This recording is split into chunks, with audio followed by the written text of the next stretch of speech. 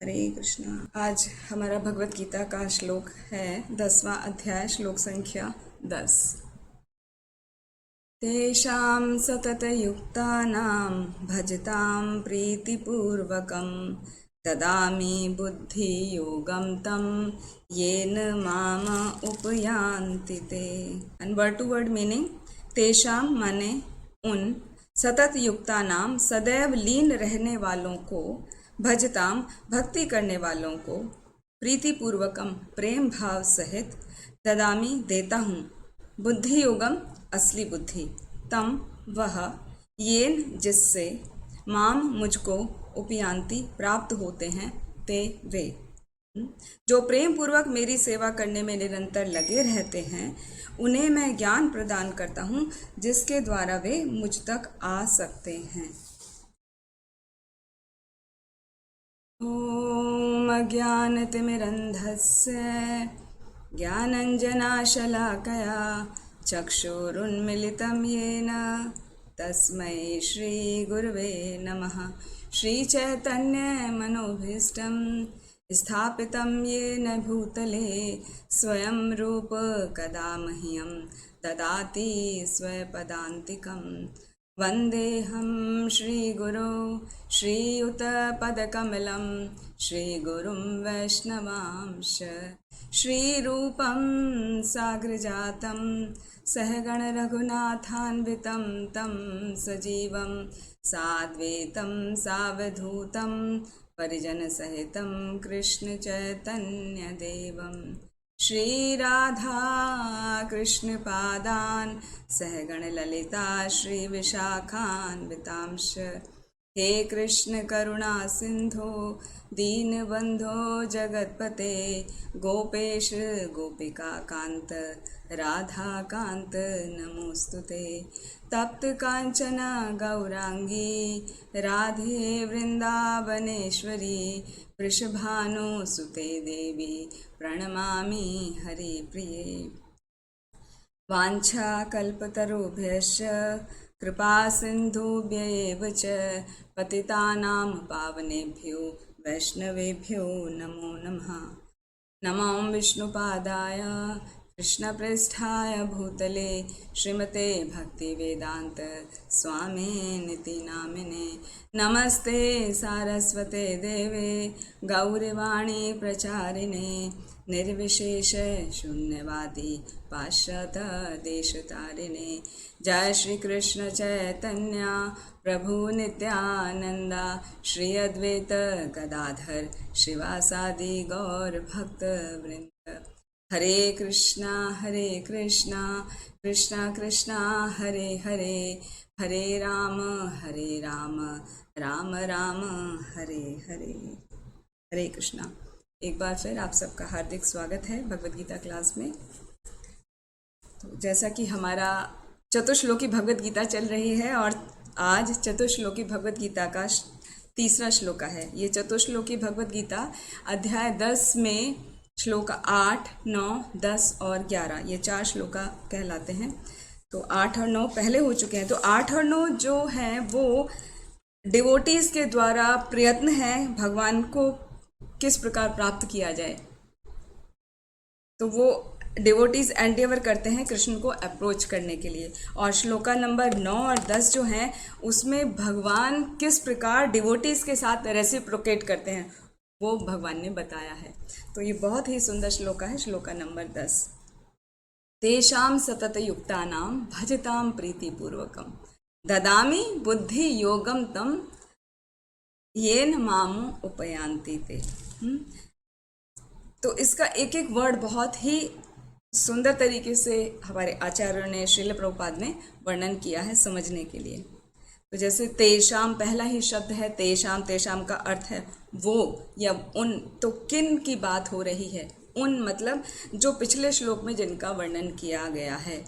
और पिछले श्लोक में किन का वर्णन था? जो शुद्ध भक्त हैं, शुद्ध भक्त जो 4 क्रिया करते हैं, बोधयन्तः और कथयंतश्च है।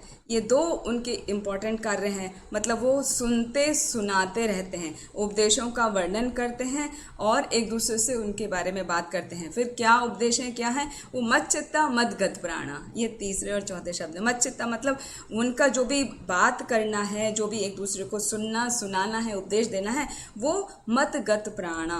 पहला है मच्चित्ता, वो मेरे ही मुझ में ही रमे रहते हैं। और चौथा है मतगत प्राणा, उनका मन जो होता है वो पूरी तरह मुझ पे ही अर्पित होता है। मतलब वो पूरी तरह मेरे में एब्जॉर्ब होते हैं, मन से, चित्त से, वाणी से, सभी से। वो मनसा वाचा कर्मणा सबसे वो मेरे ही बारे में बातें करते रहते हैं, मुझे ही सोचते हैं, इस प्रकार मेरा ही चिंतन में लगे रहते हैं। तो ये जो चार चीज़ें करते रहते हैं, उनका दो फिर कार्य होते हैं। एज अ रिजल्ट दो चीज़ें उनको प्राप्त होती हैं। वो क्या है? तुष्यंती और रमंती। तो तुष्यंती का मतलब है जब वो ये सब करते हैं, चारों प्रोसेस की मुझ में पूरा मन को लगाए हैं और अपने प्राण को भी मुझे अर्पित कर दिए हैं, मेरे ही बारे में बातचीत करते हैं, मेरा ही उपदेश सुनते हैं और एक दूसरे को सुनाते हैं। तो पहला मैं क्या करता हूँ? तुष्यंती, मैं उनको बहुत प्रसन्न कर देता हूँ। मतलब वो इस प्रकार रहते हैं, वो मेरी ही कथाओं में, चर्चाओं में संतुष्ट रहते हैं, वो बहुत प्रसन्न रहते हैं। और दूसरा है रमंती, तुष्यंती और रमंती। रमंती मतलब है वो दिव्य आनंद का अनुभव जो होता है, उनका दिव्य आनंद का होता है। दिव्य आनंद का अनुभव इस प्रकार होता है जैसे एक स्पॉन्ज है, स्पॉन्ज को यदि पानी के ऊपर रखें तो वो किस प्रकार पूरा पानी सोख लेता है। या ब्लॉटिंग पेपर है, इंक ड्रॉप के पास उसको लेकर आते हैं तो ब्लॉटिंग पेपर पूरा इंक को सोख लेता है। तो इस तरह जो भगवान की भक्ति में पूरी तरह से रत हैं, वो कृष्ण भक्ति को, कृष्ण की चर्चाओं को पूरी तरह एब्जॉर्ब कर लेते हैं। तो ये अर्थ है तुष्यंती और रमंती। तो ये जो चार प्रोसेस कर रहे हैं, कथयंतश्च, बोधयन्तः और मच्चित्ता मदगत प्राणा, तो वो सुखी रहते हुए, प्रसन्न रहते हुए, दिव्य आनंद का भोग करते हुए फिर उनकी बात आगे करी है यहाँ पे 10वें श्लोका में। तेषाम सतत युक्ता नाम, वो लोग जो ये सब प्रोसेस में लगे हैं, अभी क्या कर रहे हैं? सदैव मेरे मुझ में लीन रहते हैं। सतत माने कंटिन्यूअस, युक्ता नाम मतलब युक्त हैं, लीन हैं, तो जो मुझ में लगातार जुड़े हुए हैं। तो यहाँ पर जुड़े हुए हैं, मुझ में लीन हैं, इसको श्रीमद् भागवतम का प्रथम अध्याय में बहुत सुंदर तरीके से समझाया गया है। शृण्वतां स्वकथां कृष्ण पुण्यः श्रवण कीर्तनः हृदयन्तः स्थो ह्यभद्राणि विधुनोति सुहृत्सताम्। कि जब कोई भगवान के नामों का, लीलाओं का, कथाओं का श्रवण करता है तो उसके पुण्य जागृत हो जाते हैं। और क्या होता है? स्थो हृदयन्तः, जो उसके हृदय में स्थित हैं, क्या? अभद्राणी, जो भी अभद्र हैं, काम, क्रोध, लोभ, मोह या विभिन्न प्रकार की कर्मों का फल की इच्छा रखते हुए कर्मों को करना, जो उनकी मटेरियल एंटेंगलमेंट्स हैं, वो सब अभद्र हैं, वो सब क्या हो जाते हैं? विधुनोति, वो सब हो जाते हैं। फिर हृदयन्तस्तु है भद्राणी विधुनोति सुहृत सताम, इस तरह उनके अभद्रों को धोके मैं उनका हृदय क्या कर देता हूँ? निर्मल कर देता हूँ। किनका? जिनका हृदय इस तरह सतत युक्त लगा हुआ है, कंटिन्यूअस मेरे चिंतन में, मेरे कथन में, मेरे श्रवण में, दूसरों से बातचीत करने में लगा हुआ है। तो ये अर्थ हुआ सतत युक्ता नाम का। और इसका रिजल्ट क्या होता है? नष्ट प्रायेषु भद्रेषु नित्यं भागवत सेवया भगवती उत्तमा श्लोके भक्तिर्भवति अष्टकी। तो जब हम भगवान के लीलाओं का, कथाओं का, उनके नाम का जप करते हैं, श्रवण करते हैं, तो क्या होता है? हमारे सभी, प्राय का मतलब होता है लगभग सभी, हाँ, ऑलमोस्ट ऑल, कोई मुश्किल से एक दो ही बचता है, तो लगभग सभी अभद्र जो है वो नष्ट हो जाते हैं। ये होता है सतत युक्ता नाम लगे रहने से, उसका रिजल्ट। फिर तीसरा वर्ण आता है भजताम। भजताम का मतलब है जो भक्ति करते हैं, मेरी भक्ति करते हैं। भगवान कह रहे हैं जो मेरी भक्ति करते हैं, मुझे निरंतर भजते हैं, लेकिन एक कंडीशन है, प्रीति पूर्वकम। खाली भजना नहीं है, हरे कृष्ण कृष्ण कृष्ण हरे हरे, हरे राम राम राम हरे हरे, साथ साथ में दूसरा काम भी चल रहा है। घर में कुछ कुछ छोटा मोटा, वो हम सबका एक्सपीरियंस है। तो इस तरह का नहीं, भजताम प्रीति पूर्वकम, प्रेम पूर्वक जब हम भगवान का नाम का, कि कथाओं का, लीलाओं का श्रवण करते हैं, उनको जपते हैं, उनको भजते हैं प्रेम भाव के साथ में, तो ददामी बुद्धि योगम, तब मैं उनको बुद्धि प्रदान करता हूँ। तो यहाँ जो प्रीति पूर्वकम वर्ड है वो भी उपदेशामृत में श्रील रूप गोस्वामी ने बहुत सुंदर तरीके से बताया है। वो प्रीति पूर्वकम का अर्थ क्या है, प्रीति पूर्वकम को उन्होंने बताया है। जो प्रीति पूर्वक होता है वो 6 तरीके से होता है, उसके 6 प्रोसेस हैं। वो क्या है? उपदेशामृत का 4था श्लोक आता है, ददाति प्रतिगृह्णाति गुह्यम आख्याति पृच्छति भुनक्ते भोजते चेवा षड्विध प्रीति लक्षणम। हाँ, ददाति, सबसे पहले आप जो भक्त हैं, जो इन सब प्रोसेस में लगे हैं, उनको कुछ उपहार स्वरूप प्रदान कीजिए। फिर ददाति प्रतिगृह्णाति, जब आपका कोई अवसर आ रहा है तो आप उनसे जब वो आपके लिए वो उपहार लेकर आते हैं तो आप उनको स्वीकार कीजिए, ग्रहण कीजिए। ददामि प्रतिगृह्णाति गुह्यम आख्याति पृच्छति, अपने हृदय की बात किसी को, जो शुद्ध भक्त हैं, जो सीनियर भक्त हैं, उनको खोल के हम पूछ सकते हैं। और गुह्यम आख्याति पृच्छति, और अपना जो भी मुश्किल है वो बता सकते हैं, उसका सॉल्यूशन उनसे ले सकते हैं। तो गुह्यम आख्याति पृच्छति। फिर भुनक्ते भोजते चेवा, जब हमारे घर में कोई फंक्शन है, जैसे बच्चों का बर्थडे है, हम लोगों का बर्थडे है, वेडिंग एनिवर्सरी है, या घर में और कोई किसी बच्चे का नामकरण संस्कार है, जैसे अभी 16 संस्कार हमने पिछले लेक्चर में लिए थे, तो वो कोई भी संस्कार है तो हम क्या करते हैं, गेट टुगेदर करते हैं, सब भक्तों को अपने घर बुलाते हैं, कीर्तन होता है, सुंदर प्रसाद का वितरण होता है। तो वो है, जब हमने बुलाया तो सबको प्रसाद हम खिलाते हैं।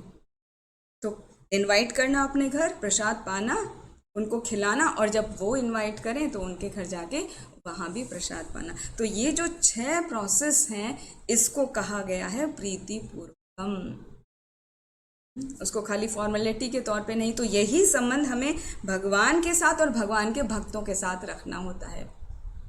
यहाँ पे जो मटेरियल वर्ल्ड के लोग हैं, उनसे इन संबंधों को इतना डीप करके नहीं रखा जाता है, ऐसा रूप गोस्वामी ने बताया है। जो ये संबंध हैं 6, ददाति प्रतिगृह्णाति गुह्यम आख्याति पृच्छति भुनक्ते भोजते चेवा, तो ये 5-6 जो हैं षड्विध प्रीति लक्षणम, ये भक्तों के साथ जब हम प्रीति पूर्वक करते हैं तो क्या होता है, ददामि बुद्धि योगम, भगवान कह रहे हैं कि मैं उन्हें बुद्धि प्रदान करता हूँ, ये न जिससे माम मेरे पास उपयांति ते आ सके, वो मेरे पास आ सके। तो ये हुआ इसका वर्ड टू वर्ड अंडरस्टैंडिंग।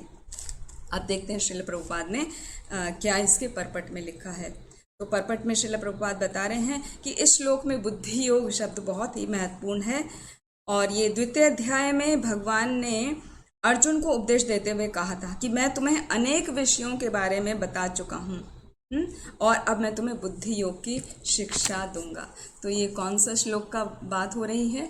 ये अध्याय 2 में 39 श्लोक की बात हो रही है, जहाँ पर भगवान बता रहे हैं, येषा ते अभिहिता सांख्ये बुद्धि योगे तु इमाम शृणु बुद्ध्या युक्तो यया पार्था कर्म बंधनम प्रहास्यसि, कि ये अभी तक मैंने जो सांख्य योग का बाकी योगों का वर्णन किया है, तो अब मैं तुम्हें बुद्धि योगम तू इमाम शृणु, त्वाम शृणु, मैं अब तुम्हें बुद्धि योग बताने जा रहा हूँ। तो हे पार्थ, तुम इसको सुनो। बुद्ध्या युक्तो यया पार्था कर्म बंधनम प्रहास्यसि, इसको सुनने से, इसका पालन करने से तुम क्या होगे, कर्म के बंधन से प्रहास्यसि, मुक्त हो जाओगे। तो ये 2वें अध्याय में भगवान कृष्ण ने कहा। फिर उसके आगे पूरा बुद्धि योग का विवरण किया, श्लोका 41 से लेके 70 तक पूरा बुद्धि योग को अच्छे से समझाया। स्थित प्रज्ञ क्या है, व्यावसायिक बुद्धि क्या है, बुद्धि किस तरह से कंट्रोल करी जा सकती है, पूरा मन और बुद्धि का नियंत्रण वहाँ पर बताया गया है। तो फिर आगे प्रभुपाद कह रहे हैं कि ये बुद्धि योग क्या है। तो बुद्धि योग का यहाँ पे 4 डेफिनेशन श्रील प्रभुपाद ने बताई हैं, और 2 डेफिनेशन हमने लिए हैं आचार्यों के, जो आचार्यों ने टीकाएं लिखी हैं। तो पहले देखते हैं श्रील प्रभुपाद ने क्या बताया है। पहली डेफिनेशन श्रील प्रभुपाद ने बताया, बुद्धि योग का अर्थ है कृष्ण भावनामृत में रहकर कार्य करने को कहना बुद्धि योग कहलाता है। मतलब हम कृष्ण भावनामृत में लगे हैं, मतलब हम कृष्णा कॉन्शियस हैं। कृष्णा कॉन्शियस का अर्थ होता है कृष्ण के नाम का जप करना, कृष्ण प्रसाद पाना और कृष्ण की सेवा करना प्रेम पूर्वक, बस इतना। तो जो इसमें लगा है, कृष्ण भावनामृत में रहकर कार्य कर रहा है, वो बुद्धि योग कर रहा है और ये उत्तम बुद्धि कहलाती है। मोस्ट इंटेलिजेंट पर्सन कहलाता है जो इसमें लगा है, कृष्णा कॉन्शियसनेस में लगा हुआ है और उसके सारे कार्य कृष्णा सेंटर है, मतलब कृष्ण को केंद्र बिंदु रखते हुए वो अब सारे कार्यों को कर रहा है। दूसरे अर्थ में श्रील प्रभुपाद ने बताया है कि बुद्धि का अर्थ है बुद्धि, सिंपल इंटेलिजेंस, और योग का अर्थ है योगिक गतिविधियाँ। योग का अर्थ होता है वैसे तो जुड़ना, लेकिन यहाँ पे योग का अर्थ बताया है योगिक गतिविधियाँ, मतलब मिस्टिक एक्टिविटीज़ या योगिक उन्नति, मिस्टिक एलिवेशन, जो हम विभिन्न प्रकार के इंटेलिजेंस से ज्ञान अर्जित करके वो सब करते हैं, तो उतना बताया उसको बुद्धि योग का अर्थ। तीसरा बुद्धि योग बता रहे हैं श्रील प्रभुपाद कि जब कोई भगवत धाम जाना चाहता है, बैक टू गॉड हेड जाना चाहता है, जाने का प्रयास करता है, तो क्या करता है वो व्यक्ति कृष्ण भावनामृत को ग्रहण कर लेता है। तो उसका ये कार्य कि वो बैक टू गॉड हेड जाना चाहता है और उसके कार्य सभी कृष्ण भावनामृत हो चुके हैं, तो वो बुद्धि योग कहलाता है। तो पहले वाले में भी वही था कि कृष्ण भावनामृत में रहकर कार्य करना बुद्धि योग है, जो उत्तम बुद्धि कहलाता है, और ये भी वही है कि भगवत धाम जाना चाहता है, वो सोच के कृष्ण भावनामृत को ग्रहण करता है। तो जब हमें गोल पता होता है और गोल को पता होने के बाद जब हम अपने कार्य को करते हैं तो हमारा कार्य क्या होता है, एकदम श्योर होता है कि हाँ हमें वो गोल प्राप्त करना है, तो कहीं हम इधर उधर विचलित नहीं होते, एक डायरेक्शन में चलते हैं। तो जैसे बैक टू गॉड हेड जाना है, हमें भगवत धाम जाना है, वो सोचकर हम अपना जीवन व्यतीत करते हैं, तो होता है वो बुद्धि योग। फिर चौथी वो कार्य होता है बुद्धि योग। चौथी डेफिनेशन में श्रील प्रभुपाद ने बताया है कि बुद्धि योग क्या है, जब मनुष्य भव बंधन से छूटना चाहता है तो उन्नति करने का चरम लक्ष्य कृष्ण प्राप्ति है, वो ये जानता है। और भव बंधन का अर्थ है जो जन्म मृत्यु का चक्र है, कि बर्थ हुआ है तो डेथ आवश्यक है, डेथ जरूर होगी, डेथ हुई है किसी की तो बर्थ निश्चित है। तो ये जो जन्म मृत्यु का चक्र है जो कभी खत्म नहीं होता, उससे यदि कोई छूटना चाहता है या कोई मटेरियल एंटेंगलमेंट उसको पूरे हैं, उनसे वो छूटना चाहता है, तो वो क्या करता है, तो वो कृष्ण को चरम लक्ष्य मानते हुए कृष्ण भक्ति में लगता है। तो इसको उन्होंने बुद्धि योग कहा है। तो देखा जाए तो शब्द अर्थ वाला जो डिक्शनरी वाला मीनिंग था बुद्धि और योग, उसको छोड़ के बाकी तीनों डेफिनेशन सेम लग रही हैं। कि एक पहली है कृष्ण भावनामृत में रहकर कार्य करना, बुद्धि योग।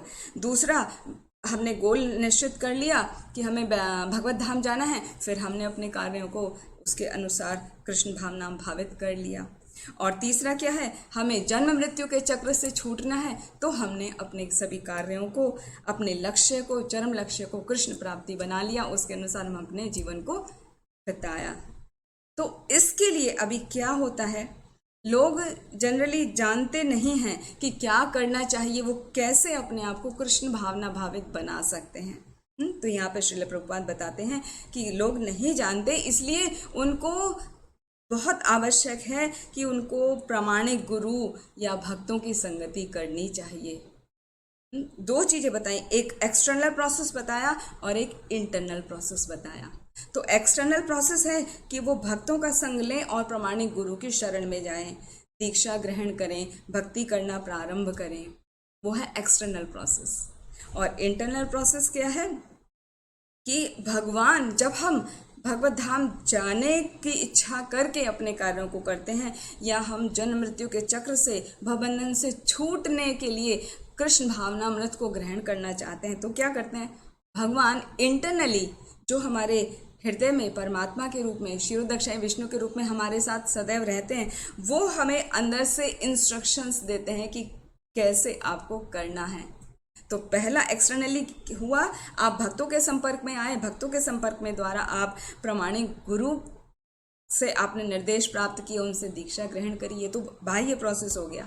और इंटरनली जो आंतरिक प्रोसेस है वो भगवान जो आपके हृदय में विराजमान है वो आपको अंदर से शुद्ध करते जाते हैं कि आपको क्या करना चाहिए। तो वो यही हमें इंस्ट्रक्शन देते हैं कि जाओ मंदिर जाओ, भक्तों का संग लो, भगवान की सेवा करो, अर्चा विग्रह की सेवा में लगो, या भक्त जो सेवा में लगे हैं उनकी सहायता करो। हाँ, दासानुदास गोपेर भर्तुपत कमलियोर दास दासानुदास। जब हम दासों के अनुदास बनते हैं तो वो जब हम भक्ति करते हैं तो हमारा शुद्धिकरण बहुत तेजी के साथ होता है, बहुत अच्छे तरीके से और परमानेंट होता है, वो फिर जल्दी से दिखता नहीं है। इसलिए दासानुदास बनने का विवरण किया जाता है जगह जगह पे। तो मनुष्य को ज्ञात होना चाहिए कि कृष्ण ही लक्ष्य हैं। अभी 5वां तरीका श्रीमद् भागवतम में ही बताया गया है। श्रीमद् भागवतम के प्रथम स्कंद के 2वें अध्याय में आता है, भिद्यते हृदय ग्रंथि छिन्दन्ते सर्व संशयाः क्षीयन्ते चास्य कर्माणि दृष्ट एवात्मनम ईश्वरे। कि जब भक्त के हृदय में भगवान प्रकट होते हैं तो क्या करते हैं, उस समय उसके हृदय की जो ग्रंथि हैं, ग्रंथि का मतलब होता है जो उसके अंदर ईगो है कि नहीं मैं नहीं जाऊंगा, मैं नहीं करूंगा, ये कृष्ण भावनामृत क्या है, मैं ऐसे ठीक हूँ, जितना भक्ति करता हूँ उतना ही सफिशिएंट है। तो वो जो ग्रंथि है और ईगो अहंकार की जो ग्रंथि है ना, कि जहाँ है हम वहीं ठीक है, हमें और की आवश्यकता नहीं है, ये फालतू प्रोसेस लगता है। तो वो ग्रंथि भगवान अंदर से क्या करते हैं, वो खोल देते हैं उसको। भिद्यते, भिद्यते मतलब खोल देते हैं, जो हृदय की ग्रंथि है वो खुल जाती है। और फिर क्या होता है, छिन्दन्ते सर्व संशय, जितने भी हमारे अंदर संशय होते हैं, क्या करूं क्या नहीं करूं, डाउट, हाँ, कि ऐसा करने से कहीं ऐसा तो नहीं हो जाएगा, मैंने यदि देवी देवताओं को पूजा करना छोड़ दिया, जो मैं बरसों से मेरी परंपरा में चला आ रहा है, मेरे घर के सभी बड़े बूढ़े करते थे, यदि मैंने करना छोड़ दिया तो कहीं ऐसा तो नहीं मेरे साथ कुछ अनिष्ट हो जाएगा। तो वो संशय रहता है, तो वो संशय क्या हो जाता है, छिन्दन्ते, वो नष्ट हो जाता है, सभी प्रकार का संशय नष्ट हो जाता है। फिर क्या होता है, क्षीयन्ते चास्य कर्माणि, जो हमारे कर्म बंधन हैं वो सभी क्षीण हो जाते हैं, ढीले पड़ जाते हैं। धीरे क्षीण होना मतलब वो डिटेरियोरेट होने शुरू हो जाते हैं और धीरे धीरे धीरे धीरे करके वो खत्म हो जाते हैं।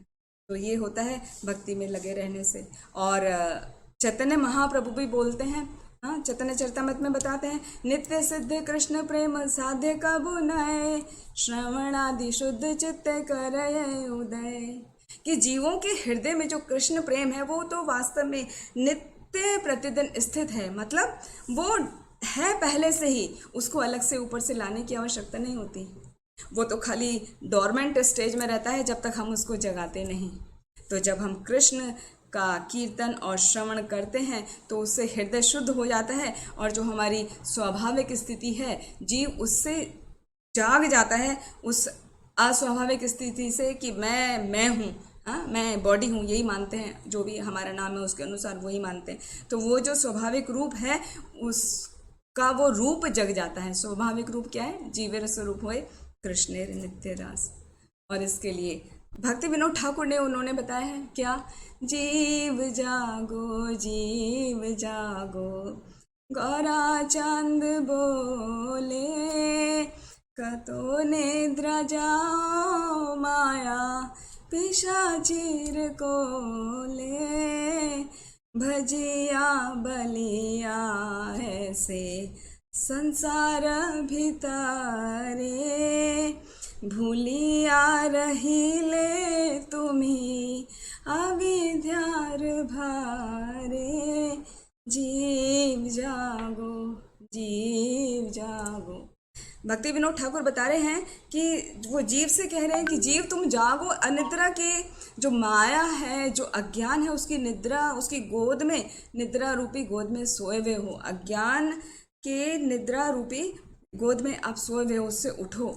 और जब तुम्हारा जन्म हुआ था, हे जीव, वो याद दिला रहे हैं कि हे जीव, जब तुम्हारा जन्म हुआ तो तुमने भगवान को प्रॉमिस किया था कि मैं तुम्हारे नाम का जप करूँगा, भजिवा बलिबे ऐसे संसार भीतरे, कि जब मैं इस संसार में प्रवेश करूँगा तो मैं तुम्हारे नाम का जप करूँगा, मुझे इस स्थिति से बाहर निकाल लो। लेकिन क्या हुआ, भूलिया रहिले तुम्हें अविद्यार भारे, कि जब तुम इस संसार में तुम्हारा जन्म हो गया तो तुम क्या हुआ, अविद्या के कारण भगवान को भूल गए। हे जीव जागो, अपनी जो स्वाभाविक स्थिति है उसको जागो, उसमें आओ और अपनी जो अज्ञान वाली स्थिति है उसको जाग के उसको छोड़ दो, ज्ञान वाले स्थिति में आओ। जीव जागो, जीव जागो, कि आप जो है भगवान के ही अंश हो, तो भगवान की सेवा करो। तो इस तरह विभिन्न आचार्यों ने बहुत सुंदर तरीके से बुद्धि योग के बारे में बताया है। श्रीधर स्वामी भी कहते हैं सम्यक ज्ञान अहम ददामी, कि मैं भगवान के लिए कह रहे हैं, कि भगवान कृष्ण कह रहे हैं I grant complete realization those who do my loving devotional service. Same यही रामानुजाचार्य भी कहते हैं कि जब कोई प्रेम पूर्वक भक्ति के द्वारा भगवान की डिवोशनल सर्विसेज में लगता है या डिवोशनल एटीट्यूड रखता है तो भगवान उसे बुद्धि योगम विपाकम दशापन्नम प्रीति पूर्वकम ददामी, मतलब भगवान उसको बुद्धि योग के द्वारा उनको प्रेम पूर्वक जो वो एक्टिविटी करते हैं उनको बुद्धि देते हैं जिससे वो मेरे पास आ सकें। तो ये विभिन्न विभिन्न मत हैं आचार्यों के। तो यहाँ पर फिर अभी आते हैं परपट में श्रील प्रभुपाद ने कहा है कि मनुष्य को ज्ञात होना चाहिए कि कृष्ण ही लक्ष्य हैं, और जब लक्ष्य फिक्स हो जाए, एक बार निर्दिष्ट हो जाए, मतलब हमारा लक्ष्य क्या है ये क्लियर हो जाए, तो पथ पर मंद गति से प्रगति करने पर भी अंतिम लक्ष्य प्राप्त हो जाता है। यदि हमें अपना गोल पता है तो हम धीरे धीरे भी चल रहे हैं, ये नहीं कि तेज भागने की ज़रूरत है, धीरे धीरे भी चल रहे हैं तो भी आप अंतिम लक्ष्य को प्राप्त कर ही लेंगे। ये बहुत ही निश्चित है, एकदम सर्टेन है कि आपको लक्ष्य की प्राप्ति हो ही जाएगी। तो हमें करना ये होता है कि कृष्ण भक्ति में लगे रहना होता है, तो बुद्धि योग के द्वारा कृष्ण भक्ति में लगे होना होता है। तो बुद्धि योग को समझाने के लिए ये योग क्या है, डिफरेंट स्टेप ऑफ योगा, फिर अगले पैराग्राफ में श्रील प्रभुपाद ने बताए हैं डिफरेंट स्टेप्स ऑफ योगा। वो क्या है? पहला, जब मनुष्य लक्ष्य तो जानता है, सबसे पहली बात तो ये है ना, वो अपने लक्ष्य को जाने। ऊपर वाली लाइन में कहा कि जब उसका लक्ष्य निर्दिष्ट होता है, लक्ष्य उसका क्लियर होता है, तो वो मंद गति से चलने पर भी अपने लक्ष्य पर पहुंच सकता है। तो वो पहला स्टेप बता रहे हैं कि जब मनुष्य अपने लक्ष्य को जानता है किंतु कर्म फल में लिप्त रहता है, कि मुझे रिजल्ट का सोच के कि मुझे ये चाहिए तो मैं ये कार्य करूँगा, तो उसके कर्म के फल में लगा हुआ है, अटैच है, तो वो सब सोच के यदि वो कार्य कर रहा है तो वो कहलाता है कर्म योगी। दूसरा स्टेप क्या है? वो व्यक्ति जो जानता है कि कृष्ण लक्ष्य हैं, लेकिन कृष्ण को समझने के लिए विभिन्न प्रकार के मेंटल कॉन्कॉक्शंस, मानसिक चिंतन उनका सहारा लेता है, विभिन्न प्रकार की पुस्तकों को, वेदों को पढ़ता है, अध्ययन करता है, तो ज्ञान के द्वारा भगवान को जानने की कोशिश करता है, तो उनको कहते हैं ज्ञान योगी। वो ज्ञान योग में लगे रहते हैं, ज्ञान योग में लीन रहते हैं। तीसरा स्टेप है, वो व्यक्ति जो लक्ष्य को तो जानता है कि कृष्ण भावनामृत, कृष्ण को प्राप्त करना है, तो वो क्या करता है? कृष्ण भावनामृत में लगा रहकर भगवान की खोज करता है। भगवान की खोज कैसे करता है? भगवान की विभिन्न प्रकार की सेवाओं से वो भगवान को प्रसन्न करने की कोशिश करता है। तो ऐसे भक्त को जो विभिन्न प्रकार से भगवान की सेवा कर रहा है प्रेम भाव के साथ में, तो उसको कहा गया है भक्ति योगी या बुद्धि योगी। तो यही भक्ति योगी या बुद्धि योगी वो ही पूर्ण योग कहलाता है, वो ही कंप्लीट योगा है। और ये जो है सबसे हाईएस्ट परफेक्शनल स्टेज है ना। सबसे पहले हम बोल सकते हैं कर्म योगी, फिर ज्ञान योगी, फिर भक्ति योगी। भक्ति योगी ही बुद्धि योगी कहलाता है, जो पूरी तरह से प्रेम पूर्वक भगवान की सेवा करता है। भक्ति योग का अर्थ ही है, भक्ति योग का अर्थ आता है ना एनओडी में, कि प्रीति पूर्वक भगवान की सेवा करना ही भक्ति योग है। ऐसा हम भक्ति रसामृत सिंधु में पढ़ते हैं। तो इस प्रकार विभिन्न विभिन्न स्तरों से हम देखते हैं कि कृष्ण भावनामृत में भक्ति योग का अर्थ भगवान की प्रेम पूर्वक सेवा करना है। फिर अगले पैराग्राफ में प्रभुपाद बता रहे हैं कि जब व्यक्ति प्रामाणिक गुरु के होते हुए तथा आध्यात्मिक संघ से संबंध रहकर भी प्रगति नहीं कर पाता, इसका मतलब है हमने दीक्षा तो ले ली, हमने इनिशिएशन लेके हम किसी गुरु के डिसाइपल बन गए हैं और हम इस्कॉन में जुड़ गए हैं। तो उतना, बस उतना, और उसके बाद में अपना घर बैठे हैं, कभी आ गए, संडे में आ गए, कुछ सेवा में नहीं लगे हैं, ऐसे घूमने फिरने, कोई फेस्टिवल होता है तो फेस्टिवल अटेंड करते हैं, प्रसाद पाते हैं और चले जाते हैं। तो वो, उसको प्रभुपाद ने बताया कि वो बुद्धिमानी नहीं है। तो कृष्ण उसके अंतर से उपदेश देते हैं। लेकिन यदि ऐसा भक्त जो दीक्षा ले चुका है और सोसाइटी से जुड़ भी गया है मगर अभी सेवा में नहीं लगा, बस आ रहा है जा रहा है, आ रहा है जा रहा है, आ रहा है जा रहा है, तो उसको भी भगवान क्या करते हैं, उसके अंतर से उपदेश देते हैं जिससे वे सरलता से उन तक पहुंच सके। तो उसके लिए एक विशेष योग्यता की आवश्यकता पड़ती है, that is only one qualification is required. तो वो क्या एक क्वालिफिकेशन है कि ये है कि कृष्ण भावनामृत में निरंतर रहकर प्रेम तथा भक्ति के साथ सभी प्रकार की सेवा की जाए। जब आप बार बार मंदिर आएंगे तो आपकी खुद इच्छा करेगी सबको भक्ति सेवा में लगा देख के कि मैं भी कुछ सेवा करूं। वो भगवान आपको अंदर हृदय से बुद्धि प्रदान करते हैं कि आप जाके कुछ सेवा करो, तो आप जाके कुछ मांगते हो कि कुछ, क्या मैं भी कुछ सेवा कर सकता हूँ, चाहे वो मंदिर मार्जन की सेवा हो, चाहे वो प्रसाद डिस्ट्रीब्यूशन की सेवा हो, चाहे वो बुक डिस्ट्रीब्यूशन की सेवा हो, या माता जी गार्लैंड बनाते हैं, या कुकिंग सेवा हो, कोई भी सेवा हो सकती है। ये बिग सोसाइटी है इस्कॉन, उसमें सभी प्रकार की सेवा अवेलेबल है। तो जो भी आपका टैलेंट हो आप उसी प्रकार की सेवा को कर सकते हैं। तो वो करना कैसे, वो प्रेम पूर्वक करना है। तो इस तरह वो लगातार, क्योंकि वो कृष्ण भावनामृत में बना हुआ है, तो इस प्रकार से उसका क्या हो जाएगा, हृदय पवित्र हो जाएगा और भगवान उसके बुद्धि देंगे उसको, और वो धीरे धीरे धीरे शुद्ध भक्त होता चला जाएगा। इसकी एक एनालॉजी आती है, जैसे मैंगो ट्री है, मैंगो ट्री में बहुत सारे मैंगो लगे हैं। तो शुरू में कैसे होते हैं मैंगो, ग्रीन कलर के होते हैं, पहले छोटा अंबिया, हाँ, फिर बड़ी होती है और खूब बड़ा आम हो गया है, लेकिन अभी है ग्रीन कलर में। सपोज उसे तोड़ देंगे, उसको अलग कर देंगे, तो क्या होगा, वो आम नीचे गिर के सड़ जाएगा। हाँ, वो बात अलग है कि आप उठा के उसको आम रस या उसका सब्जी बना लिया, आपने कुछ भाजी बनाया, वो नहीं। यदि वहाँ पे वो पड़ा है, वहाँ से टूट गया, तो वो आम सड़ जाएगा। लेकिन यदि आम वो पेड़ पे लगा है तो लगे लगे लगे क्या होगा, वो पक जाएगा, और पकने के बाद भी वो और मीठा हो जाएगा, बहुत मीठा हो जाएगा लगा लगा। तो जिस प्रकार मैंगो ट्री पे हम मैंगो देखते हैं कि लगा है, कंटिन्यूअस लगा है, वो टूटा नहीं है, तो वो पक कर मीठा हो जाता है, बड़ा भी हो जाता है और मीठा भी हो जाता है। इसी तरह जब हम कृष्ण भावनामृत में लगते हैं और प्रेम पूर्वक भगवान की सेवा करते हैं, लगे रहते हैं, भले ही हमें कितनी भी दुविधाएं आएँ, तो वो लगे रहने के कारण भगवान हमें हृदय में बुद्धि, हमारे हृदय को शुद्ध करते हैं और हमें बुद्धि प्रदान करते हैं।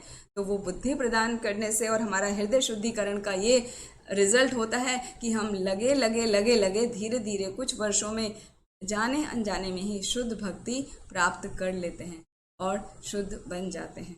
तो शुद्ध भक्ति प्राप्त करना कोई मुश्किल नहीं है, लेकिन उसकी एक विशेष योग्यता है कि आपको निरंतर कृष्ण सेवा में प्रेम पूर्वक लगे रहना है, कुछ ना कुछ कार्य अवश्य करते रहना चाहिए, लेकिन शर्त है प्रेम पूर्वक।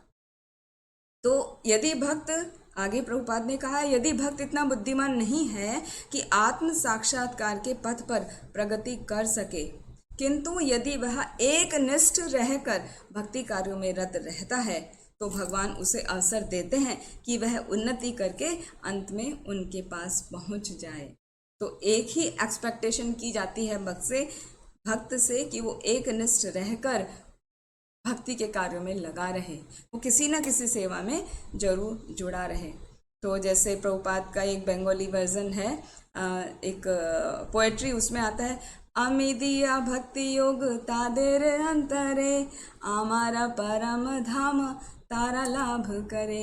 भगवान कृष्ण अर्जुन को बता रहे हैं कि मैं अपने भक्तों को अंदर से ऐसा भक्ति योग प्रदान करता हूँ जिससे वो आसानी से मेरे पास आ सकते हैं। तो अब हम कुछ एग्जाम्पल देखेंगे। जैसे भगवान कृष्ण ने प्रत्यक्ष रूप से बुद्धि योग प्रदान किया। यहाँ तो हम बता रहे हैं कि यदि दो कंडीशन है, हाँ, कि एक तो उसको निरंतर लगा रहना है, और दूसरा है उसको प्रेम पूर्वक सेवा करना है, एक निष्ठ होकर प्रेम पूर्वक भक्ति कार्यों को करना है, और दूसरा उसको निरंतर इस प्रोसेस में बने रहना है, छोड़ना नहीं है। तो हमें भगवान बुद्धि योग देते हैं। तो इसके बुद्धि योग किस किस को दिया भगवान ने? शास्त्रों से कुछ एग्जाम्पल हैं, जैसे ब्रह्मा जी को बुद्धि योग प्रदान किया। जब ब्रह्मा जी का जन्म हुआ था, भगवान की नाभि से कमल नाल में 2-3 बार, हाँ कई बार उन्होंने प्रवेश किया ढूंढने के लिए कि मेरी उत्पत्ति कहाँ से आई है, मेरे जीवन का औचित्य क्या है, मुझे क्या करना है, तो मेरा प्रादुर्भाव जो हुआ है वो कहाँ से हुआ है, वो ढूंढने के लिए वो बार बार कमल नाल के अंदर प्रवेश करते थे, फिर बाहर आते, फिर प्रवेश करते, फिर बाहर आते, और उन्हें कोई किसी प्रकार का कोई सूत्र नहीं मिला, मतलब उन्हें कुछ आंसर नहीं मिला कि क्या हुआ। तो क्या हुआ, उन्हें एक आवाज़ आई, तप तप तप, तप करो तप करो तप करो। तब जो है उन्होंने तप किया और भगवान ने उनको बुद्धि प्रदान की। हाँ, ये तप तप तप कह के, तो इस प्रकार से भगवान ने उनको बुद्धि प्रदान की और भगवान ने उनको दर्शन दिए, फिर उनको निर्देश दिए। तो इस तरह ब्रह्मा जी के केस में हम देखते हैं। फिर आता है अर्जुन को भी भगवान ने बुद्धि योग दिया।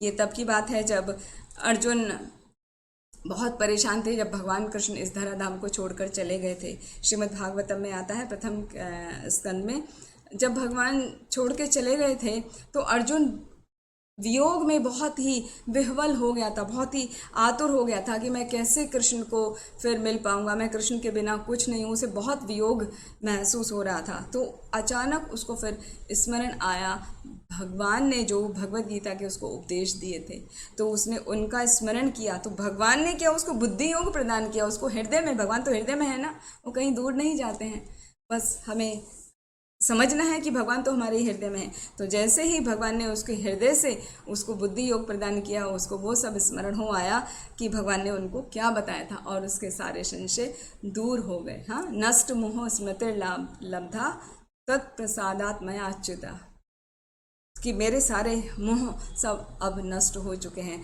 तो इस तरीके से अर्जुन को भगवान ने बुद्धि योग प्रदान किया।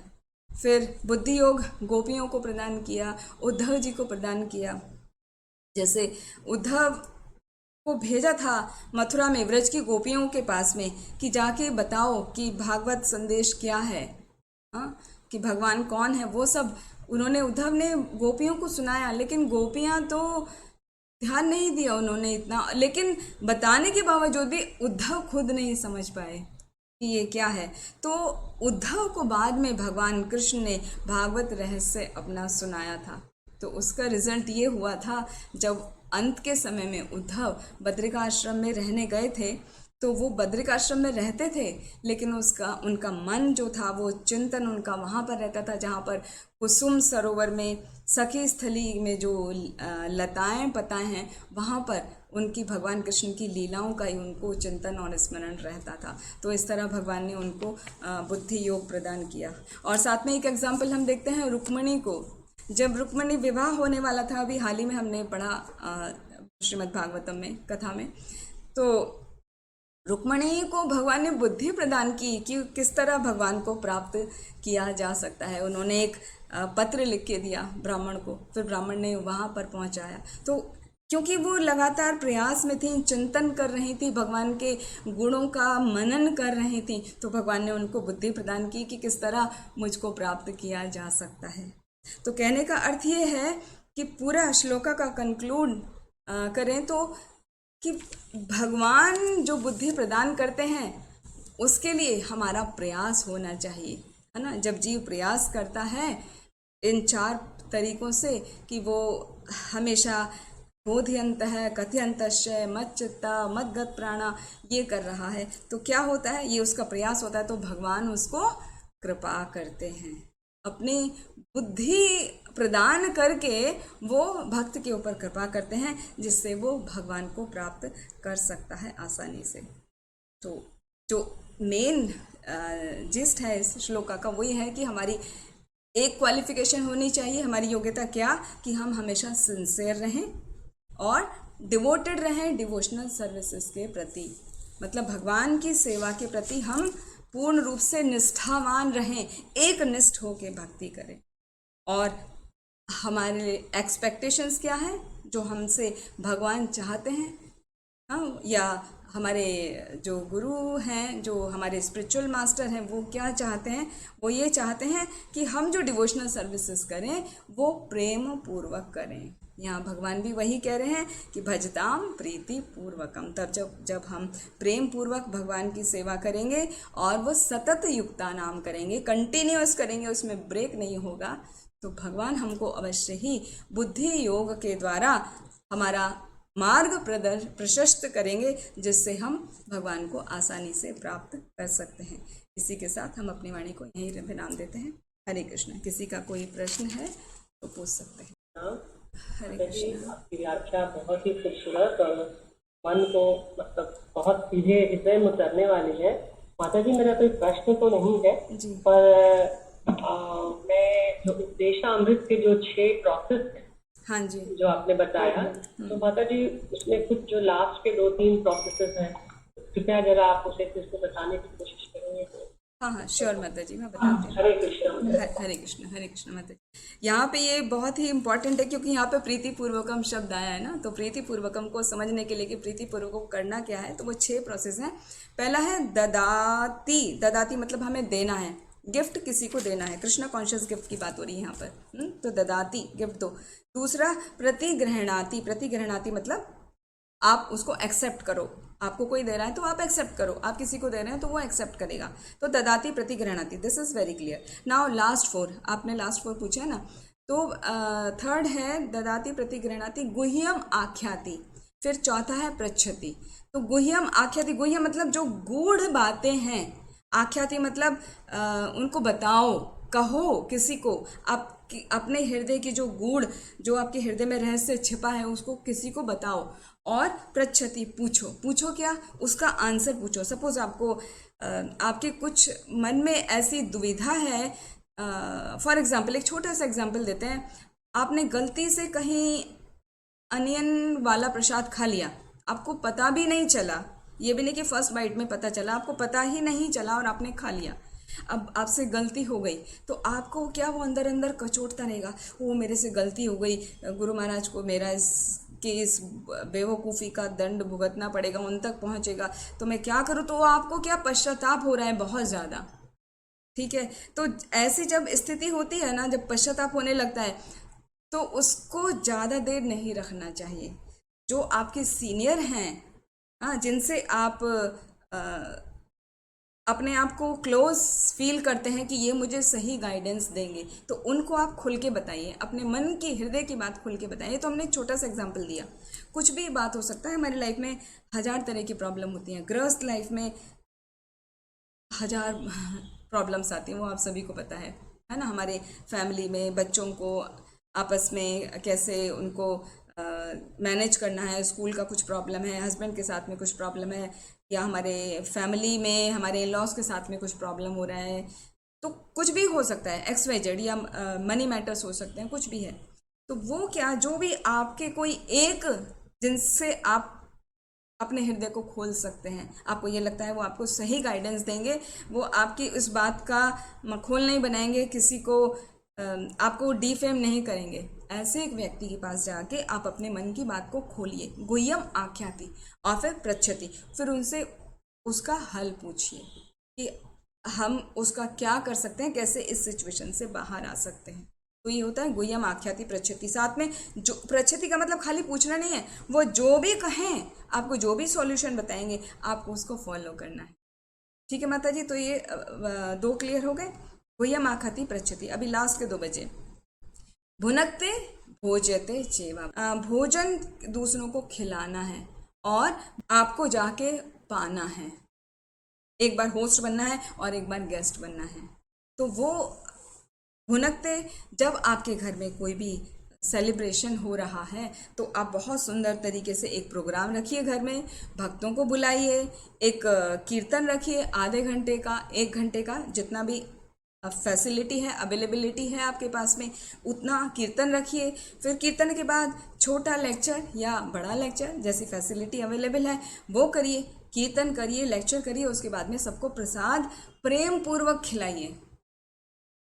सबको खिलाइए, इवन आपके जो घर में हेल्पर हैं, मेड्स वगैरह होते हैं, उनको भी दीजिए। आपके सर्वेंट्स हैं या सोसाइटी में भी कोई होते हैं जैसे, उनको भी दीजिए बाद में, और फिर बाद में खाइए। तो ये हो गया जब आप होस्ट बने हुए हैं। तो यदि कोई आपको बुला रहा है, सपोज अभी उनके घर में फंक्शन है, तो आपको वहाँ पे जाना है और प्रसाद ऑनर करना है। ऑनर करना मतलब बहुत ही रेस्पेक्टफुल वे में प्रसाद को ग्रहण करना है।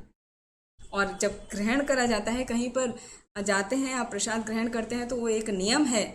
वो नियम क्या है कि आप सीधे जाके प्रसाद ग्रहण मत करिए, वहाँ पर जाइए, प्रोग्राम जो हो रहा है हरि नाम अटेंड करिए, लेक्चर अटेंड करिए, तब प्रसाद ग्रहण करिए।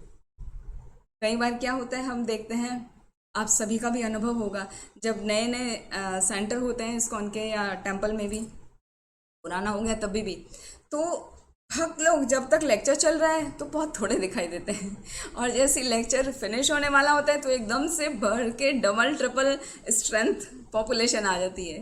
तो वो नहीं करना चाहिए, वो गलत है। तो जब भी आप प्रसाद पा रहे हैं ना किसी के यहाँ भी जाके, तो थोड़ा कृष्ण चर्चा कीजिए। सपोज किसी ने ऐसे ही पर्सनली बुलाया है, प्रोग्राम कुछ नहीं है, फ्रेंड्स 2 लोग हैं, तो भी बैठ के कुछ कृष्ण चर्चा कीजिए, तब जाके वो प्रसाद ग्रहण कीजिए। तो उसे कहते हैं ऑनर करना। वरना क्या होगा, आप ग्रहण करेंगे तो ग्रहण करने में ना तो उनका उतना फ़ायदा होगा, ना तो आपका फ़ायदा होगा। इसलिए रूप गोस्वामी ने कंडीशन दिया है, भुनक्ते भोजते च एव। हाँ, तो ये च एव मतलब ये सब, ये जो च माने और, ये सब जो 6 प्रोसेस बताई हैं, ये कहलाते हैं प्रीति लक्षणम। ये 6 प्रीति लक्षण हैं। ठीक है माता जी, तो वापस से रिपीट कर देती हूँ। ददाती माने उपहार स्वरूप किसी को कुछ गिफ्ट देना, प्रतिगृहणाति उपहार स्वरूप लेना, ददाती प्रतिगृहणाति, गुह्यम आख्याति अपने हृदय की बात किसी को बताना, और पृच्छति उनसे पूछना, फिर भुनकते, हाँ, अपने घर में होस्ट बन के दूसरों को प्रसाद पर बुलाना, उनको प्रेम पूर्वक प्रसाद ग्रहण कराना, और भोजते, भोजते मतलब उनके घर जाके प्रसाद ग्रहण करना। तो ये 6 जब हम करते हैं तो प्रीति बढ़ती है भक्तों के बीच में, और भक्तों के बीच प्रीति बढ़ के हम क्या करते हैं, वही करते हैं जो 10.9 में बताया है, मच्चित्ता मद्गत प्राणा बोधयन्तः परस्परम गत्यन्तश्च माम नित्यम तुष्यन्ति च रमन्ति च। तो इस प्रकार हम भगवान को वर्णन करते हुए, उनमें लीन रहते हुए प्रसन्न रहते हैं, तुष्ट रहते हैं और दिव्य आनंद का अनुभव करते हैं। वही भक्ति योग है जो आज के श्लोका में वर्णन किया गया है, ददामि बुद्धि योगम। ददामि बुद्धि योगम तम तो भगवान ने तब कहा है ना, जो नहीं आ रहे हैं, वो जो कम बुद्धिमान हैं, उनको मैं अंदर से बुद्धि देता हूँ। लेकिन जो ये सब प्रोसेस में लगे हैं, वो तो आपस में इतना दिव्य आनंद प्राप्त कर रहे हैं, वो तो ऑलरेडी बुद्धि योग फॉलो कर ही रहे हैं ना, तो उनको बुद्धि योग अलग से देने की आवश्यकता नहीं पड़ती। भगवान बुद्धि योग उनको देते हैं जहाँ वो थोड़ा सा देखते हैं कि ये नहीं आ पा रहा है। वो कंडीशन ये है कि जब वो कंटिन्यूअस लगा है, सतत युक्ता नाम, जैसे हमने मैंगो का एग्जाम्पल दिया था, पेड़ पे लगा है, तो इस तरह भक्ति में कंटिन्यूअस लगे हैं, आ रहे हैं, भले ही कम आ रहे हैं, फ्रिक्वेंसी भले ही कम है लेकिन आ रहे हैं, तो वो आते आते आते भगवान बुद्धि देते हो अंदर से उनको कि अरे बुद्धू, जहाँ के सेवा में कुछ लगो, कुछ सेवा करो। सेवा के लिए ऐसा हमारा ऑब्जर्वेशन है कि बहुत कम लोग होते हैं जिनको फोर्स करा जाता है कि भाई सेवा करो सेवा करो। ज़्यादातर भक्तों की अपने आप इच्छा होती है, वो कहते हैं कि हमें कुछ सेवा दो। आप सभी का अनुभव होगा, वो खुद कहते हैं कि हमें सेवा दो, हम मुझे ये सेवा करनी है, बताइए हम क्या सेवा कर सकते हैं। तो यही है, जब आपके हृदय में वो भावना आ जाए कि हम क्या सेवा कर सकते हैं, तो समझिए भगवान ने आपको बुद्धि योगम प्रदान कर दिया है। ठीक है माता जी। कृष्णा माता जी, धन्यवाद माता जी, बहुत ही अच्छा आपने बताया। माता जी एक और मेरा प्रश्न है, बस थोड़ा अंतर बताएं कि प्रसाद पाना और प्रसाद खाना, ये दोनों में अंतर क्या है? हरे कृष्णा माता जी। हाँ, बहुत सुंदर क्वेश्चन है माता जी आपका बहुत सुंदर। प्रसाद खाना जनरली क्या होता है, जब हम नए भक्त होते हैं ना, तब हम क्या करते हैं, मंदिर जाते हैं, अभी भक्ति में नए नए हैं, जुड़े ही नहीं हैं ठीक से। किसी फ्रेंड ने बुलाया है, अच्छा उनके आज वेडिंग एनिवर्सरी पे उन्होंने मंदिर में सबको इनवाइट किया है, तो वहाँ पे जाना है, तो हम प्रसाद खाते हैं। तब प्रसाद नहीं पाते, वो खा रहे होते हैं। प्रसाद पाने का अर्थ है ये समझ के कि ये प्रसाद जो है वो भगवान की कृपा इसमें है, पूरी भगवान ने अपनी कृपा उसमें उड़ेल दी है, तो मुझे भगवान की सीधी कृपा प्राप्त हो रही है। ये प्रसाद खा के मेरा शुद्धिकरण हो रहा है, मुझे भगवान की कुछ सेवा करने को मिलेगा ये प्रसाद पाके, मेरा भगवान का नाम जप करने में मेरा बहुत मन लगेगा, मुझे निष्ठा मेरी बढ़ जाएगी, तो वो कहलाता है प्रसाद पाना। जब उस भावना से आप खा रहे हैं प्रसाद, तो वो प्रसाद खाना नहीं है, वो प्रसाद पाना है।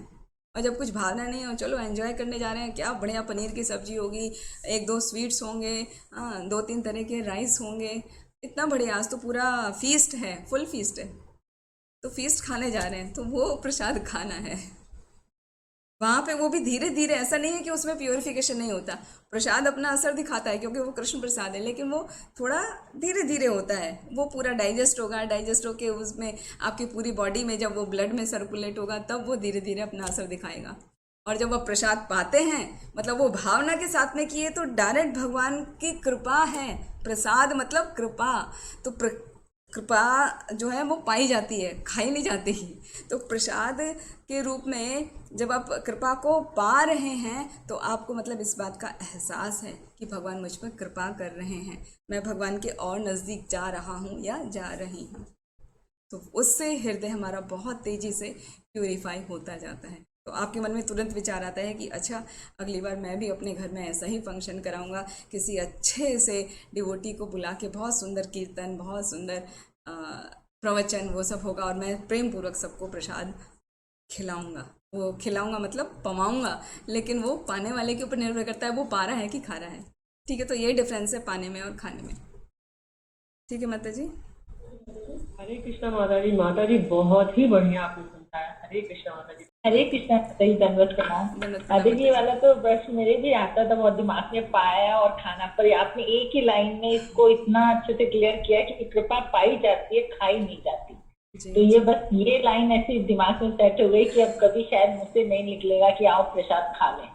जी जी। सच में बहुत ही अच्छा आंसर था। बहुत दिनों से हम सोचते थे कि हमें क्यों नहीं बोला जाता पाई जाती है, क्यों नहीं हम बोल पाते कि प्रसाद पा लें, क्योंकि हमने वैष्णव को सुना है ऐसे बोलते हुए कि वो हमेशा बोलते हैं आइए प्रसाद पा लेते हैं। तो इस सच में ये बहुत ही अच्छा इन्होंने सविता माता जी ने पूछा, और हमारे को इसका बहुत अच्छा आंसर आपने दिया। Thank you so much. और आज की क्लास का एक एक शब्द माता जी दिल को छूने वाला और समझने वाला है। शायद हम भी कुछ 0.1% कुछ कर सकें और आगे बढ़ सकें। थैंक यू सो मच माता जी फॉर गाइडेंस। कृष्णा माता जी, दंडवत प्रणाम। माता जी बहुत सुंदर क्लास थी और बहुत सुंदर उदाहरण के और एनालॉजी के साथ आपने समझाया। माता जी, मैं ये पूछना चाह रही थी कि जैसे आपने बताया कि अपने मन की बात किसी सीनियर वैष्णव को बताना और उनसे उसका हल पूछना, लेकिन माता जी कभी कभी ऐसा होता है कि हम समझते हैं कि हाँ, इनको हम अपने मन की बात बताए, जिनसे हम बहुत क्लोज हैं, वो हमसे सीनियर भी हैं, लेकिन माता जी उनको हम बात बताते हैं, वो हमको उसका मतलब समाधान भी बताते हैं, लेकिन वो बात फिर कहीं ना कहीं फैल जाती है, किसी और को भी पता चल जाती है। तो वो फिर हम कैसे उनके ऊपर सेव करें कि हम उनको वो ये बात बता रहे हैं, वो किसी से नहीं कहेंगे। तो इस कथम कश में क्या होता है कि कभी कभी हम अपने मन की बात नहीं बता सकते, और अगर कुछ हमसे अपराध हुआ या हमारे मन में कुछ संशय आया तो हम उनसे नहीं पूछ पाते हैं। फिर हमें डर लगता है कि हम किसी और से भी पूछेंगे, या जिसको हम समझ रहे हैं कि वो किसी से नहीं कहेगा, तो हमारा वो फेथ आ ही नहीं पाता है। तो उसके लिए हम क्या करें माता जी? जी माता जी, आपका thank you very much for asking very practical question. ऐसा हम सभी के साथ होता है। तो इसका आंसर ये है माता जी, जब हम किसी को बात कह रहे होते हैं ना, अपने हृदय की बात को खोल के बता रहे होते हैं, तो सबसे पहले हमें ये देखना चाहिए कि वो व्यक्ति हमसे डायरेक्ट रिलेटेड तो नहीं है। जहाँ पे रिलेशन आ जाता है ना कि भाई हम उनसे जुड़े हैं, तो जुड़े होने की वजह से या तो कई बार वो हमारा फ़ायदा उठा लेते हैं उस बात का, या हमको वो स्प्रेड कर देते हैं हमारी उस बात को, क्योंकि वो कहीं ना कहीं हमसे जुड़े हुए हैं। तो ऐसा होता है जब हम ऐसे व्यक्ति को बोलेंगे जो हमसे कहीं से कहीं तक भी जुड़ा नहीं है, मतलब सेवा साथ में नहीं कर रहे हैं, साथ में कुछ भी एक्टिविटी साथ में नहीं है, लेवल ही अलग है, तो ऐसा व्यक्ति कभी नहीं फैलाता माता जी। ये मेरा अपना अनुभव है। जब हम साथ वालों को बता देते हैं, या तो अंतरंगा इतना हो कि आप प्रेम पूर्ण व्यवहार है, हाँ, तो उसमें कर देते हैं जैसे भक्तों के बीच में स्निग्ध व्यवहार हो, मतलब प्रेम पूर्वक, स्निग्ध कहते हैं चिकना, मतलब आपने एक दूसरे को कुछ कहा तो वो असर नहीं करेगा, वो जैसे चिकने घड़े से पानी डालो ना, घड़े पे आपने तेल लगाया उसमें पानी डालो तो पानी कैसे फिसल जाता है। तो जो स्निग्ध भक्त है उसको आप बता सकते हैं। और स्निग्ध भक्त क्या होगा, या तो आपका बहुत ही अंतरंगा प्रेमी भक्त होना चाहिए, मतलब आप बहुत ही क्लोज हैं, या फिर जो आपसे बिल्कुल ही अलग है, अलग लेवल का है। तो ये दो व्यक्ति आपको नहीं कहेंगे, आपको बात को स्प्रेड नहीं करेंगे, वरना माता जी सीनियर हो जूनियर हो सब होता है। और जूनियर का तो फिर भी ठीक है, सीनियर में तो वहाँ तो ये हो जाता है कि अपराध के नाम पे, वैष्णव अपराध का लेबल लगा के आपको और हैरेसमेंट किया जाता है। तो इसीलिए बहुत सावधानी पूर्वक हमें चुनना चाहिए कि हमें किससे कहना है। ठीक है माता जी, I think okay, thank you माता जी, थैंक यू सो मच।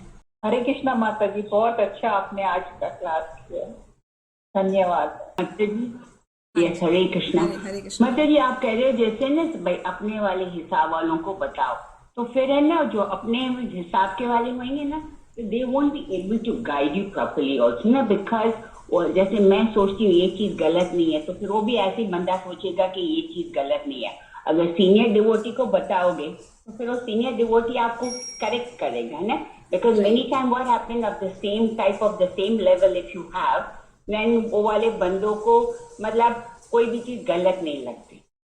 मतलब you understood what I am trying to say, जैसे मैं सोचती हूँ अगर मेरा सोचने वाला बंदा भी वैसे ही होएगा तो फिर वो मतलब प्रोग्रेस नहीं होएगा ना। और जो सीनियर डिवोटी है, senior devotee reach to the other level, तो आई डोंट थिंक सो अगर वो अपराध भी लगाएगा, पर he will do only for your helping out. अभी नहीं तो फिर बंदा बोले तो किसको बोले। हाँ, राइट मत, मैं वहाँ पर उसको क्लियर करना भूल गई। तो जो आपने पूछा है बहुत सही पूछा है। तो ये जो मैंने कहा ना, स्निग्ध अपने सेम जैसे व्यवहार वाले, सेम जैसे नेचर वाले व्यक्ति, सेम जैसा नेचर जरूर है लेकिन वो आपसे हायर लेवल का होना चाहिए। मतलब यदि आप मध्यम अधिकारी हैं तो वो उत्तम अधिकारी वाले लेवल पे होना चाहिए, आप कनिष्ठ हैं तो वो एटलीस्ट मध्यम वाला होना चाहिए। सेम लेवल का मतलब ये नहीं है कि मतलब दोनों ही कनिष्ठ हैं तो वो कनिष्ठ कनिष्ठ आपस में डिस्कशन करते रहें, गुफ्तगू करते रहें, नहीं वो नहीं। या मध्यम है तो मध्यम आपस में वो करते रहें। उनमें से एक को थोड़ा सा हायर होना चाहिए, उसका सीनियर होना चाहिए, तब हम कर सकते हैं। तो इसमें वर्णन किया गया है, मैंने कहीं पढ़ा था कि शिष्य जब गुरु से पूछता है तो गुरु भी अलग अलग व्यवहार वाले होते हैं, अलग अलग प्रकृति के होते हैं। तो जिससे आपकी प्रकृति मैच करती है वो आपको समझ सकता है। ऐसा नहीं है कि शिष्य अपने बराबर के इक्विवेलेंट वाले शिष्य को ही पूछेगा या 1-2 साल सीनियर वाले शिष्य से पूछेगा। आप उसका मेंटल लेवल चेक करिए, उसका मेंटल लेवल क्या है। हो सकता है वो नंबर ऑफ इयर्स वाइज वो शायद कम हो या आपके बराबर हो, लेकिन यदि उसका मेंटल लेवल हाई है, वो हमें बातचीत करके पता चलता है। तो मेंटल लेवल हाई है और आपके जैसे व्यवहार वाला है, आपके जैसे नेचर वाला है, तो माता जी उससे पूछ सकते हैं। आप आई थिंक मेरी बात समझ पा रहे हैं। जैसे एक शिष्य है, सपोज मुझे got it. Like temperamental of the person should be the same. yes. Like एक भक्त है, सपोज कर ऐसी बात मतलब सिर्फ एग्जाम्पल के लिए बस समझा रही हूँ मैं। सपोज एक भक्त है जो नॉर्थ इंडियन से बिलोंग करता है, राइट माता जी, तो उनका कल्चर, उनका स्टाइल, उनका लिविंग वे सब कुछ अलग रहता है। और दूसरा ले लीजिए आप साउथ, बिल्कुल अपोजिट हो गए ना, नॉर्थ एंड साउथ, या ईस्ट वेस्ट का एग्जांपल ले लीजिए। तो उनका way of thinking, way of living style, उनका जो लालन पोषण है वो सब कुछ अलग अलग तरीके से हुआ होता है। तो उनके जो वैल्यूज़ होते हैं ना लाइफ के, वो एकदम अलग होते हैं। तो यदि डिफरेंट वाले यदि आपस में डिस्कस करेंगे तो वो समझ ही नहीं पाएगा। सपोज कोई नॉर्थ वाला साउथ वाले को बात करता है तो वो समझ ही नहीं पाएगा कि इसका बेसिक प्रॉब्लम क्या है। वो ओवरऑल ऊपर से देख के उसको जड़ देगा, अच्छा ये सॉल्यूशन है, आप ये कर लो। वो डीप में पहुंच ही नहीं पाएगा। वो डीप में तो वही पहुंच पाएगा ना जो वहाँ का लिविंग स्टाइल का बंदा होगा। वो समझ पाएगा कि हाँ इसके साथ में ये प्रॉब्लम है, वो ऐसा फील कर रहा है, तो उसको कैसे उससे बाहर निकाला जाए। ये मेरे कहने का मतलब था। इसमें खाली ये भी नहीं कह रही कि मैं आप हमको देश जाति भेदभाव वो सब करना है, नहीं, लेकिन हमको पता चलता है कि कौन हमारे जैसा प्रकृति वाला है। प्रकृति में अब सत्वगुण, रजोगुण और तमोगुण, ये वाली बातें भी आ जाती हैं। तो कैसी प्रकृति का व्यक्ति है, वैसे वाले के पास हम अपने से हायर लेवल, अपने से ज़्यादा ज्ञान जिसको है, जो हमसे ज़्यादा भक्ति में बढ़ा हुआ है, उसके पास जाके हम कह सकते हैं, क्योंकि वो हमारी बात समझ सकता है। अलग व्यक्ति को बोलेंगे तो वो समझेगा ही नहीं, वो रॉन्ग इंटरप्रेट कर लेगा। रॉन्ग इंटरप्रेट करके वो हो सकता है आप ही को कह दे कि आप ही गलत हो, आपकी बात समझने के बजाय। ये डिफरेंस है माता जी। माता जी एक और भी बात है ना, suppose if you are sharing with somebody जी, और वो बंदा जाके दूसरे और किसी को बता दे और he makes a fun of you, he is accumulating so much bad karmas on themselves. Yes yes yes, वही तो, इसीलिए हमें सावधान रहना पड़ता है। खूब नाप तोल के, जांच परख के, तभी हृदय को खोला जाता है। प्रभुपाद कहते हैं, इसमें एग्जाम्पल आता है जैसे तात्पर्य में, कि जब एक बिजनेसमैन होता है, बिजनेसमैन को अपना बिजनेस डेवलप करना होता है, तो वो क्या करता है, दूसरे व्यक्ति को लंच पे या डिनर पे इनवाइट करता है, पूरी फैमिली के साथ में खूब हंसते हैं, बात करते हैं, अपना फेवरेट डिशेस मंगा के खाते हैं, और फिर उन बातों के बीच में वो अपना बिजनेस डील भी कर लेते हैं। तो ये इस तरह से है, मतलब आप कहने को तो बुला रहे हैं गुह्यम आख्याति प्रच्छति के लिए, लेकिन उसको भी कैसे आपको डील करना है हिडन वे में, कि बाकी लोगों को एहसास भी ना हो और उसको भी डायरेक्ट पता ना चले कि हमने उसको ऐसा पूछा है। ठीक है ना, तो वो थोड़ा सा लेयर लगानी पड़ती है।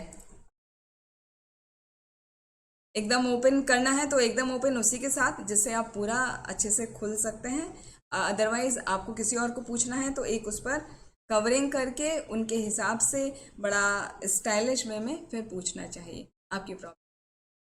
जैसे कहा जाता है कि हम अपने गुरु महाराज के पास भी जाते हैं तो हम उनको अपना मटेरियल प्रॉब्लम्स कभी भी डिस्कस नहीं करना चाहिए।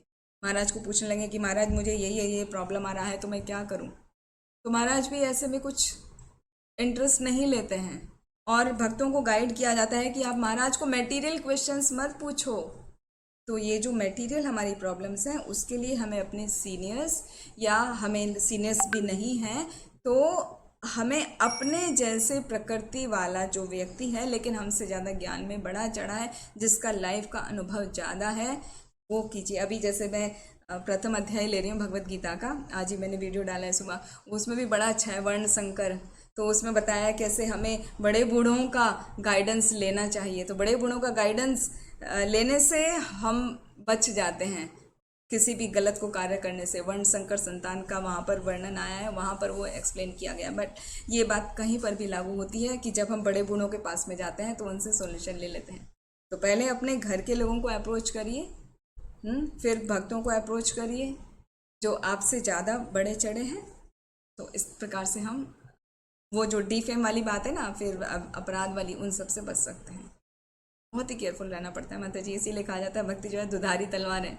जरा भी हम थोड़ा भी सावधान नहीं रहे, असावधानी बढ़ती, तुरंत पैर कट जाएगा, मतलब घाव लग जाएगा। बहुत सावधानी पूर्वक चलना पड़ता है। ठीक है माता जी। थैंक यू माता जी। हरे कृष्णा, दंडवत प्रणाम। हरे कृष्ण। हरे कृष्णा माता जी, नमस्ते नाम से। माता जी जो गीता हम पढ़ रहे हैं जी, उसमें हमें बार बार ये सिखाया जा रहा है कि हमें सुख दुख, मान अपमान मतलब हमें ये जो डिफेम होने का डर है वो ही एक अपमान का डर है कि हमारा अपमान हो जाएगा। शायद अगर हम इस बात को समझ सके कि मान अपमान से दूर है, सुख दुख से दूर है, हमने जो अपने शेयर किया है, ठीक है कोई हमें कर रहा है बदनाम, करता रहे, तो शायद हम उस भय से बच जाएंगे और अपनी समस्याओं का समाधान पा सकते हैं। जी, उससे मान सुख दुख को ही समझना है बात है सबसे पहले तो हम लोग। हाँ जी माता जी, बिल्कुल आपने बहुत सही कहा। इसको हम इस प्रकार लेते हैं ना, किसी ने हमारा अपमान किया है तो हमें ये सोचना चाहिए हमारा शुद्धिकरण हो रहा है। मुझे हमारे लिए मतलब लेसन हो जाता है कि हमें उसको वापस दोबारा अप्रोच नहीं करना, उस बंदे को जाके। तो वो हमारा शुद्धिकरण हो रहा है, ये सोच के हम लेते हैं तो हम शांत रह सकते हैं, संतुष्ट रह सकते हैं, वरना तो बहुत परेशानी होती है माता जी। और यहाँ पे तो भगवान ने बताया है ना, मात्रा स्पर्शस्तु कौन्तेया शीतोष्ण सुख दुखदा आगम आपाइनो नित्यास्तांस तितिक्षस्व भारता। हमें सब कुछ सहन करना होता है, गर्मी है, सुख है, दुख है, मान है, अपमान है। तो जब हम सहन करते हैं तो सहन करने से हमारी पावर बढ़ जाती है, और जो आपको डिफेम कर रहा है, आपका अपमान कर रहा है, वो धीरे धीरे उसकी पावर कम होने लगती है। तो ये सूत्र है, मतलब फॉर्मूला है, कैसे आपको अपमान से बाहर निकलना है बिना कुछ उनको रिवेंज लिए, बिना कुछ बदला लिए। आप पाएंगे कि आपका रास्ता कुछ समय के बाद क्लियर हो गया है, और दूसरे को एहसास हो जाएगा, या कोई ना कोई उनको एहसास दिला देगा कि you were wrong, they were right. ऐसा होता है, ये अनुभव के तौर पे हम बता रहे हैं माता जी, ऐसा भी होता है। हरे कृष्णा माता जी, आपने जो बोला बिल्कुल सही बोला, प्रैक्टिकल बात, बहुत अच्छा लगा उनके, बहुत अच्छा शेयर। थैंक यू माता। माया माता जी, आपका हैंड रेज है, अनम्यूट करके पूछ सकते हैं। हरे कृष्णा माता जी, दंडवत प्रणाम। धन्यवाद प्रणाम माता जी, एक प्रश्न है, हम अपने दोषों को स्वयं मूल्यांकन कैसे हम कर पाएंगे? मतलब खुद के दोषों को कैसे हम समझें, उसको कैसे दूर करें? जबकि ये मतलब जब भी हम लोग अपने दोषों को जान नहीं पाते हैं और गुण को तो बहुत प्रचार कर देते हैं, हमारे ये है, हम अपनी मतलब तारीफें कर, लेकिन हमारे अंदर कितने दोष हैं, कितने क्या हैं, हम स्वयं मूल्यांकन कैसे करें कि हम उसको दूर कैसे करें? ये बस माता जी। जी माता जी, वेरी गुड। आपका बहुत बहुत उत्तम प्रश्न है, और यही कहेंगे कि बहुत प्रैक्टिकल है। तो इसका सीधा आंसर है, भगवद गीता में श्रील प्रभुपाद ने बताया है कि हमको अपने दोष समझने हैं, दोष का दर्शन करना है। तो रीड चैप्टर 16, देवी और असुर स्वभाव, उसको पढ़ो, उसको समझो, तो उसमें आपको अपने दोष सामने नजर आएंगे कि यहाँ जो बताया है, जैसे जो ईर्ष्यालु स्वभाव के होते हैं, जो क्रूर होते हैं, नराधम होते हैं, उनका क्या स्वभाव होता है, अहंकार होता है, बल होता है, काम क्रोध वो सब रहता है, वो अपने आप को ईश्वर समझते हैं, वो सब बातें उसमें बताई गई हैं। तो पूरा 16वां अध्याय पढ़िए, बार बार पढ़िए, उसका ट्रांसलेशन पढ़ के समझिए। ट्रांसलेशन पढ़ के समझ में नहीं आता है तो उसका परपट पढ़ के समझिए माता जी, ठीक है? तो वह अपने दोष समझ में आएंगे। ये मतलब डायरेक्ट वाला आंसर है। और उसके अलावा तो जैसे एनओआई में, एनओआई को क्या बोलते हैं, उपदेशामृत का जो दूसरा श्लोक है उसमें आता है ना, अत्याहार प्रयासस्य प्रजल्पो नियमाग्रह जनसंगस्य लौल्यम च षड्भिर भक्ति विनश्यति। ये 6 चीज़ें हैं जिनसे हमारी भक्ति विनष्ट हो जाती है, कि हम ज़रूरत से ज़्यादा खाते हैं या ज़रूरत से ज़्यादा संग्रह करते हैं। अत्याहार प्रयासस्य, जितने की आवश्यकता नहीं है उससे भी ज़्यादा हम एफर्ट्स डालते हैं, प्रयास करते हैं। जनसंगस्य, जो साधारण लोग हैं, जो भक्ति में नहीं हैं, उन लोगों का हम संग लेते हैं, उनके साथ ये 6 जो प्रोसेस बताई हैं वो करते हैं, उनके साथ प्रीतिपूर्वक लक्षण करते हैं। तो आपकी आप अपना देख सकते हैं कि आप दोष कर रहे हैं। वो दोष दर्शन का आपने पूछा ना, अपना दोष दर्शन कैसे करें। और अत्याहार प्रयासस्य प्रजल्प नियमाग्रह, नियम का या तो हम कहने के लिए फॉलो कर रहे हैं कि भाई हाँ I have to follow the rules, okay I am doing this, but have no faith in doing. हाँ, या फिर जितना मुझे अच्छा लगेगा मैं उतना करूँगा या करूँगी, बाकी छोड़ दो, सारा कुछ करने की ज़रूरत थोड़ी है। तो वो नियमाग्रह कहलाता है, वो दोनों स्थिति, कि अपने इच्छा के अनुसार नियम का पालन करना या करना ही नहीं, उसको उठा के, सारे नियमों को उठा के ताक पर रख देना। तो जनसंगश्च लौल्यम च, फिर जनसंग मतलब दूसरों का, जो सांसारिक लोग हैं, जो भौतिक लोग हैं, उनका संग करना। और लालच करना कि आपको अब मिल गया, कुछ प्राप्त हो गया तो संतोष नहीं है आपको, और ग्रीड, लालच, तो वो ये चीज़ें हमारी भक्ति को विनष्ट करती है। मतलब ये सब हमारे अंदर दोष हैं, तो हम अपने आप को जान सकते हैं क्या ये हमारे अंदर हैं। तो पहला आंसर बताया हमने, भगवद गीता का 16वां अध्याय पढ़िए, देवी असुरी स्वभाव वाला चैप्टर, और दूसरा हमने बताया एनओआई का 2nd वाला श्लोका, उसको अर्थ के साथ में पूरा पढ़िए माता जी। उतना काफ़ी है अपना दोष जानने के लिए। जब हम पढ़ते हैं तो बहुत कुछ नज़र आता है, अच्छा ये प्रॉब्लम भी, ये कमी भी मुझ में है, तो फिर हम उसे दूर करने के लिए उपाय कर सकते हैं। ठीक है माता जी। जी माता जी, बहुत बहुत बढ़िया, मतलब आपने बताया माता जी, बहुत बहुत धन्यवाद। बहुत धन्यवाद माता जी। हरे कृष्णा माता जी, हरे कृष्ण। दंडवत प्रणाम। दंडवत प्रणाम माता हरे कृष्णा। और हरे किसी कृष्ण। वैष्णव का कोई प्रश्न? ठीक है, तो हम अब अपने रीडिंग सेशन के लिए चलते हैं। पहली बात तो बहुत बहुत धन्यवाद जानकी माता जी, बहुत सुंदर आपने क्लास ली, इतने सुंदर श्लोक पर, बहुत आपका धन्यवाद, आभार।